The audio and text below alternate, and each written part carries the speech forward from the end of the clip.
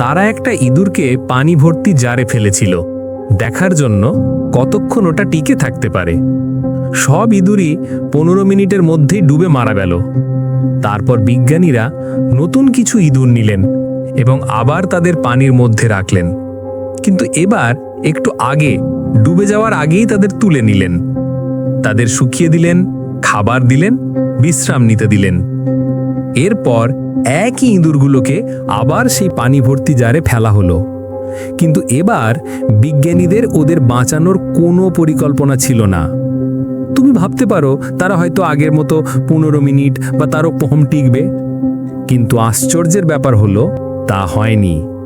ইঁদুরগুলো টানা 60 ঘন্টা পর্যন্ত সাঁতার কেটেছে। 2 দিনেরও বেশি সময় ধরে তারা বেঁচে ছিল।